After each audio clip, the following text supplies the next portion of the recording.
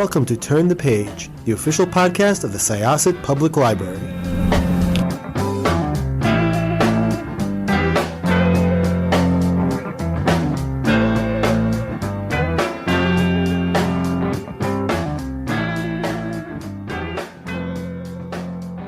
Welcome to Syosset Library's Turn the Page podcast. I am Jessica, and I am here with the author of a wonderful, beautiful book. And I'm going to actually invite her to introduce herself first. And then we're going to talk about the Book of Everlasting Things, which will be everlasting in your memory after you read it. Thank you so much for having me, Jessica. My name is Aanchal Malholtra. I am an oral historian and I live in Delhi. And with this book, I guess I get to call myself a novelist as well. So, but you've written before, correct? Yes, I have. You have, but and there's like so many interesting things that you do, and we'll kind of get to that because I'm curious how it informed this story. But so this story, the Book of Everlasting Things, first of all, has like one of the most beautiful opening lines ever. I am a sucker for opening lines, so I'm just going to kind of like throw this one out there. It's his nose woke up first, and this is a story about, first of all, this is a love story. It's a story about the partition in 1947. It's a story about different religions in the Indian Pakistani region, and relations and how the partition affected them and families and friendships. But yeah, it's a love story at its very core between Samir and Firdaus. And Samir, who is the one who you find out his nose woke up first, comes from a family who makes perfumes, and the scent and the senses really take center stage in how Samir relates to everything in the world, including when he meets as a child, he meets Firdaus, who comes from a Muslim family. Samir is Hindu, and she's learning calligraphy, and her family is very interesting, and I'll get to that.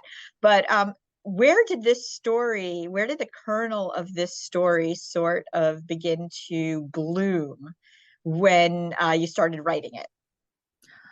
I think different parts arrived at different times.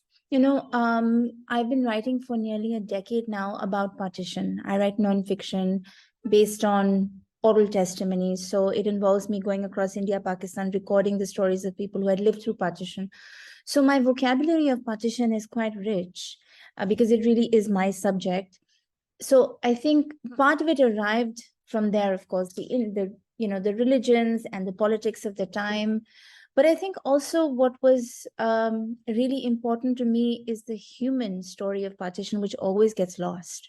We always talk about the violence. We talk about, how many people died, how many people displaced, and hardly, well, I wouldn't say hardly anyone, because it is in the last decade changed quite a bit. But for the most part, the conversation hardly ever moves to the human. And so part of it arrived from that.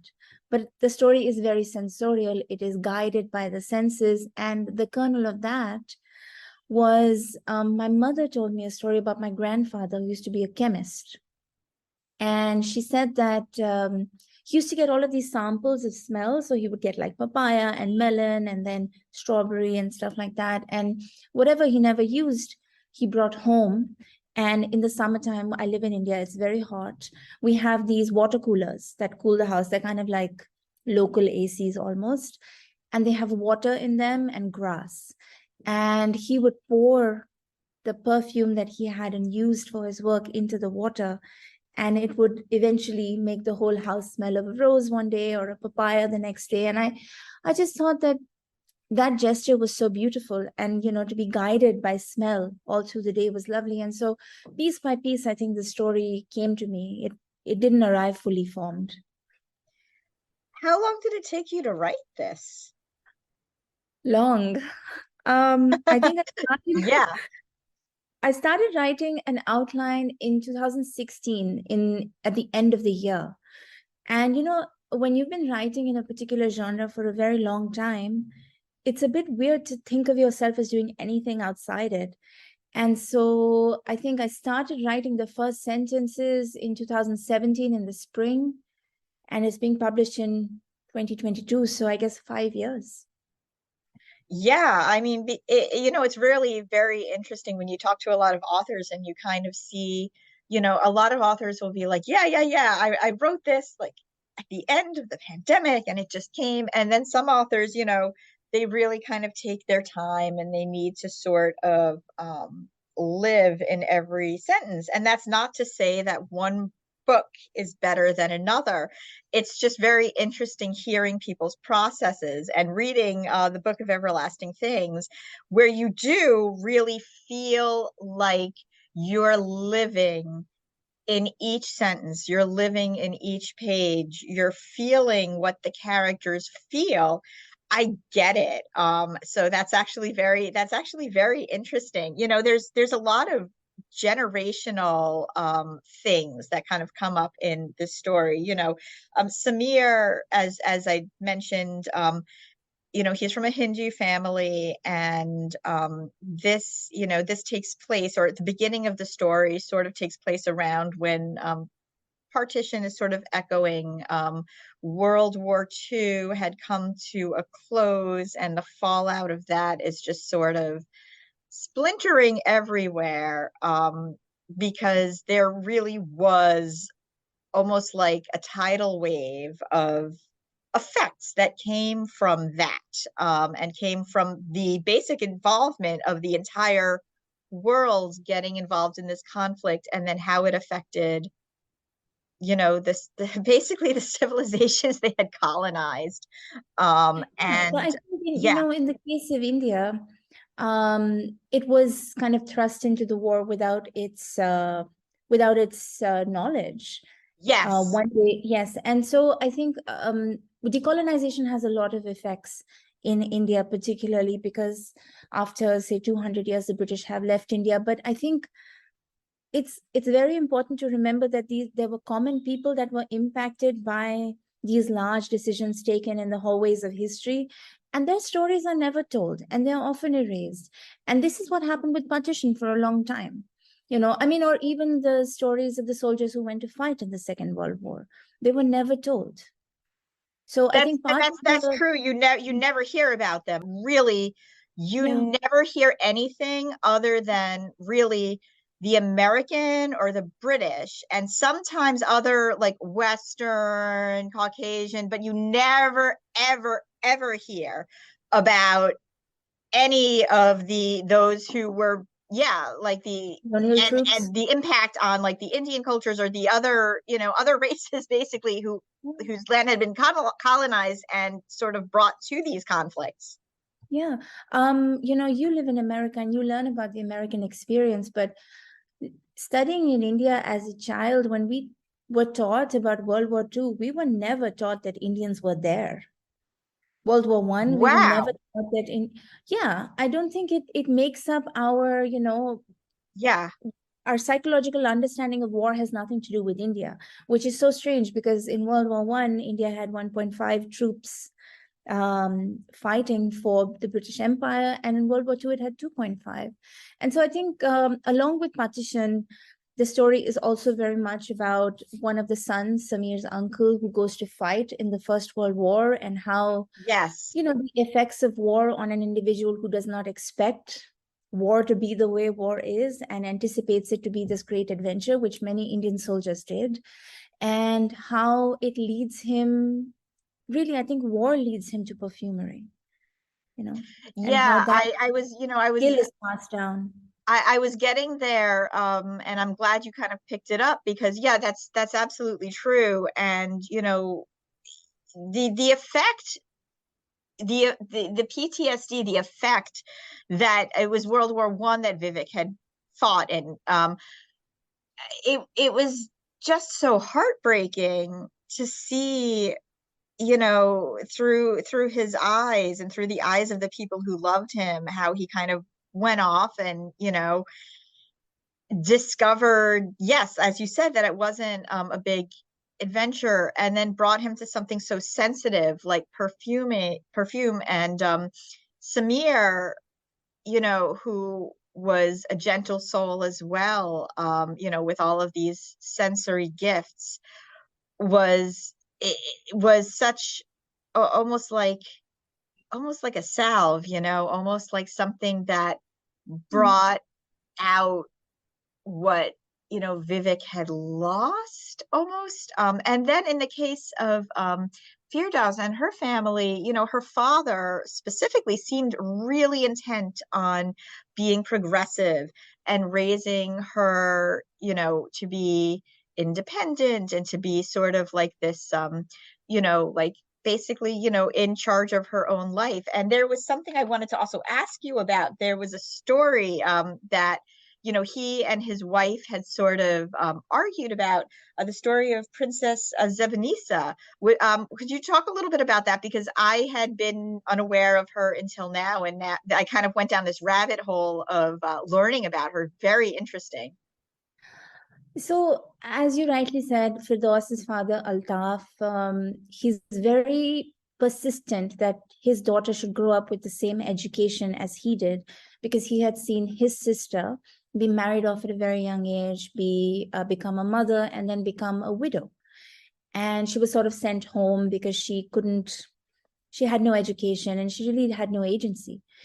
And Altaf said that if I ever have a daughter, that will not be her fate. So, he educated her, and it's very rare for girls to learn calligraphy.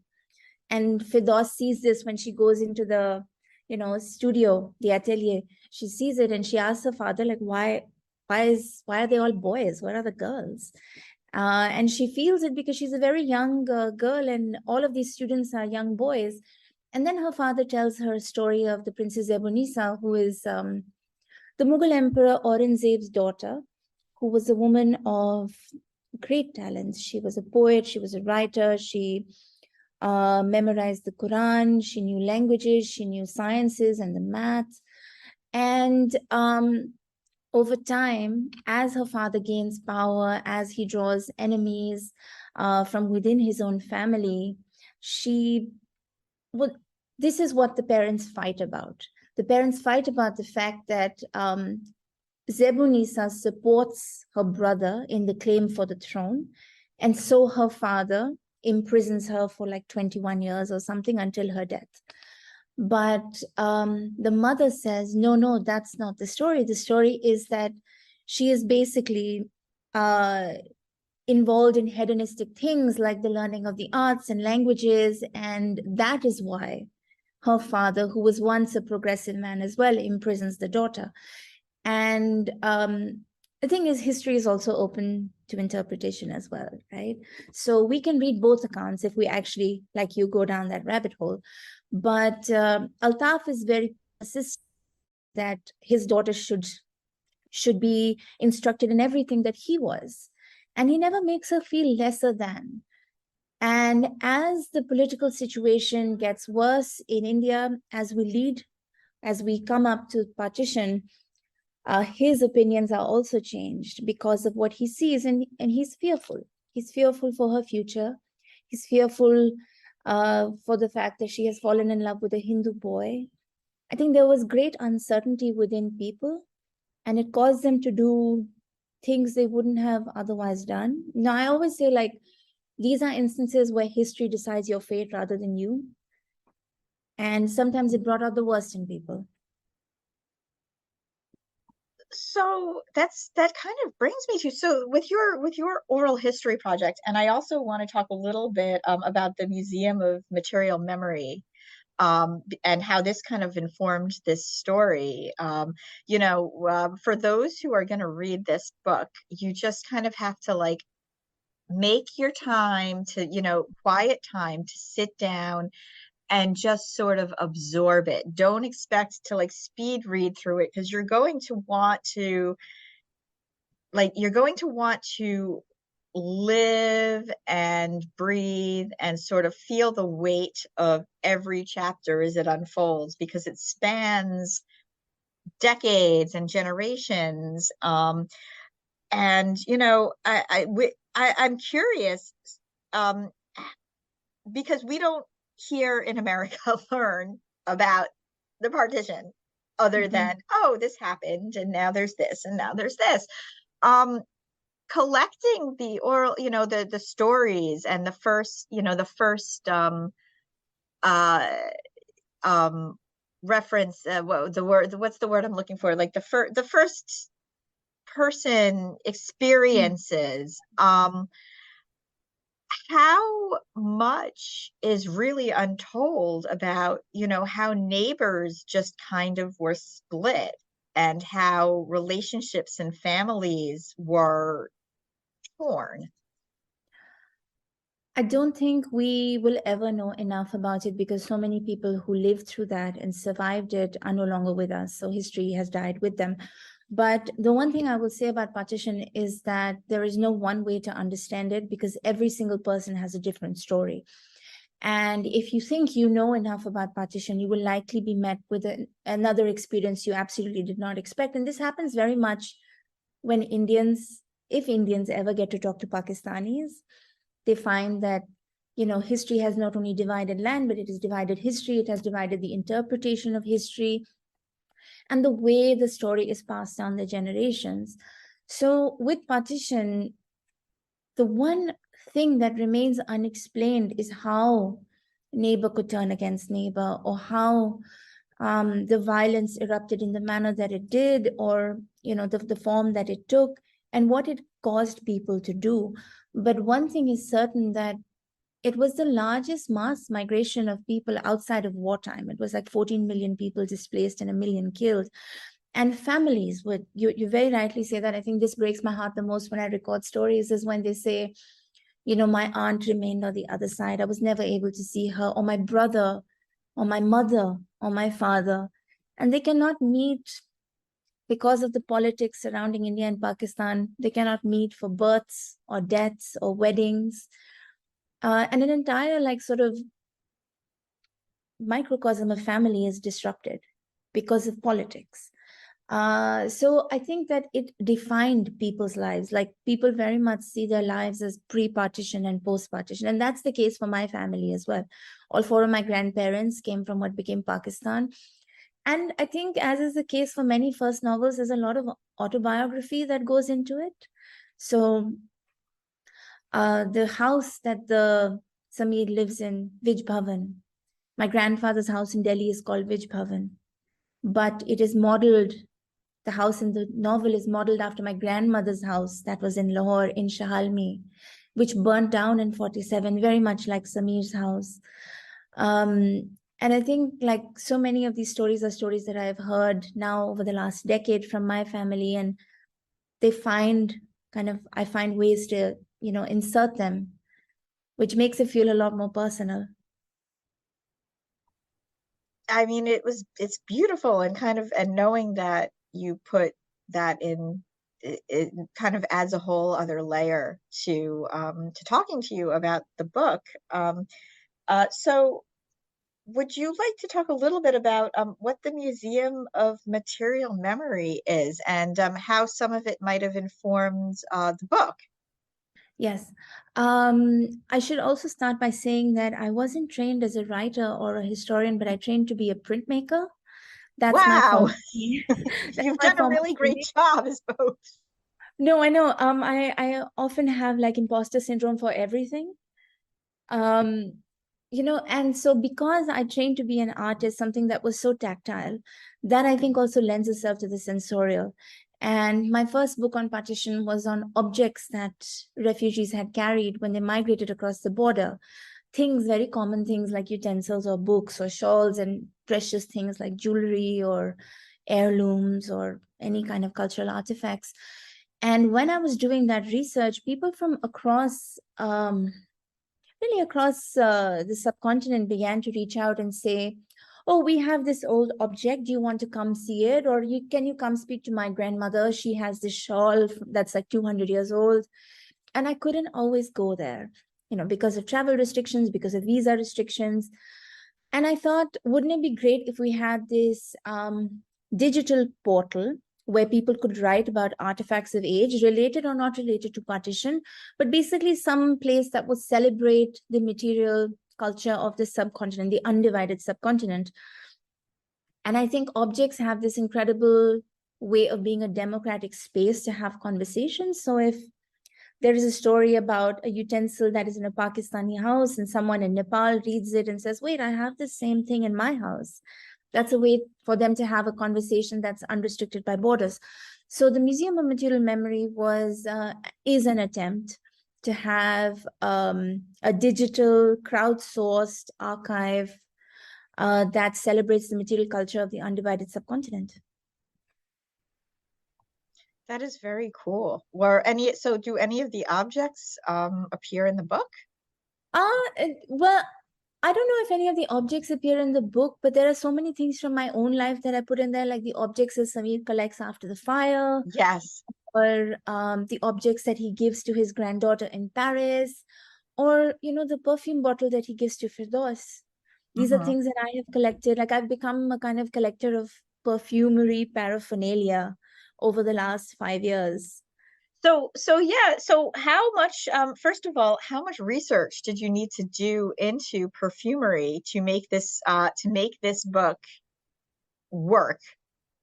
Well, I mean, common people we take our nose for granted, right?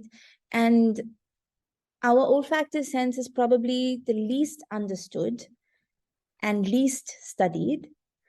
And but that being said, the more we smell, the better we smell. If we smell with intention, then we get better at it. So over the last 5 years, I shadowed a perfumer. I approached her, I told her about the book, and because I didn't have the vocabulary of smell. It is such an esoteric industry. There are so many secrets, and rightly so. I don't, nobody understands. A common person does not understand how a flower becomes a liquid, becomes a perfume, something we spray on our wrists. We don't understand the science behind that. And we don't understand the specificity of that vocabulary. And if my character was going to be a perfumer, live and breathe and exist in a perfume realm, he would have to embody that vocabulary. So a lot of the conversations around perfume in the book are conversations I had with my perfumer.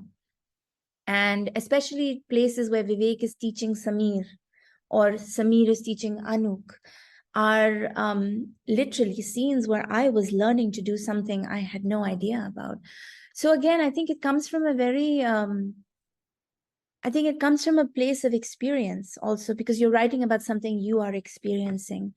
And it's hard though, I have to say, I still don't quite, perfumery is a realm I only temporarily inhabited. And I think now that I smell less and less, I probably smell worse and worse. But it allowed me to be a part of a very special place for some time. So this all said, you must be so excited for this book to finally be out in the world after after the amount of time and research and love that you put into it. Absolutely. Yeah, I'm really nervous actually, because it's a new genre, and there is uncertainty about how it's going to be received, but I'm also very excited for people to kind of immerse themselves in it. Like you said, it's not a book to be read quickly. And I think, I know it's a long book, but if you give it time, I think this happened with me too. When I was writing the book, it took me a long time to get into the text. When I was in it, it took me a very long time to get out of it. So I would have dreams about it. I would think back to the characters. Like, I think it has a kind of hold over you, that world. Yeah, definitely. I mean, again, I think it'll be very well received. I think Thank you. there's just a lot. It's very rich, and it really is. Especially no matter where you are. It's just it's a good read under a blanket, cup of coffee, cup of tea over a weekend, a few weekends. I think people are going to really learn a lot and also love it, and fall in love with the characters. And I mean, I think generational stories are something everybody can somewhat relate to because we all come from somewhere. And, we're all sort of trying to, whether you're discovering your family through one of those genetic sites now that people are all doing, or whether because your you don't know your biological family, so you're going that route, or you do, and you're sort of absorbing what you know versus what other people know. I think that this is just sort of a universal story wrapped in just a beautiful tale, and especially for us stateside, something we don't really learn enough about, if at all. My hometown, which is where I live right now, has a very, very large Indian and Pakistani, Muslim, Hindu um, population. And, when I was a kid, it was not as diverse as it is now. And now it has grown. And, I think that I mean, you really got to learn the entirety of history, which is kind of impossible, but it is important. Well, I think at least learn beyond ourselves, that is really essential. And that's one thing that I do a lot in my nonfiction work, is unlearning or relearning. Yeah. I have a question for you. Do you have a favorite character in the book? That's a really good question, and I think it had to be Vivek, honestly. I know. Yeah, I really felt for him Yeah. Yeah. so much, and so much of that, and how he related to Samir was just, I felt it in my heart. And every time you kind of go back to him, he was very hard to shake, and he was very hard for Samir to shake too, as he went through his time. And like, I don't want to really talk too much about what happens, because that there is this love story, this childhood love between him and Firdaus, but there's a lot more that happens, Yeah. and there's a lot of different roads. But I feel like, Vivek and his experiences are kind of always at Samir's shoulder. So Yes. I have to say it's Vivek. That's beautiful. That's really beautiful. I felt a lot for him as well. Um, he is a composite of so many men that went to war. And the other thing is that he's made up of so many characters of my own grandfather. Like, their birthdays are the same, their favorite smell, vetiver. And similarly, my grandmother is in many characters as well. But I think you're right. There's a lot of family history and secrets that define us that we don't really realize when we are young. We're also very cruel to our ancestors when we are young, Yeah, and then we see when we are older how much of their story is actually our story. And I think this happens a lot in the book, that a lot of the history, well, a lot of our story has been lived before we were born. And it defines us in some way. absolutely. I want to thank you so much for taking the time to chat with me. Was that a surprise to you that I chose Vivek? No, I don't know. I'm always curious because, like, the thing is, I never thought that I would be able to write, if I, in retrospect, they are very complex characters because they are also kind of unlikable characters at one point. Everyone has something in it. But I'm always curious what character people related to the most. When I asked my mother, she said Mohan. Yeah. Yeah, I mean, really, there are so many memorable characters, but for me, yeah, he just spoke to me immediately, and sort of, I just felt his presence. It's strange. I know it's a love story. It's about Samir and Firdaus, but I always consider the second protagonist Vivek. So for me, it's always Samir and Vivek. Absolutely, 100%. Yes. Well, again, thank you so much. This was lovely. The Book of Everlasting Things is out this December, so check it out. I think this is it's going to be, I mean, it's historical fiction, but it's so much. And I think people are going to love it. So once again, this was Jessica with Syosset Libraries Turn the Page podcast, and our guest today was Aanchal Malholtra. And we are going to close this chapter of Turn the Page. It's time to close this chapter of Turn the Page. Join us for the next episode.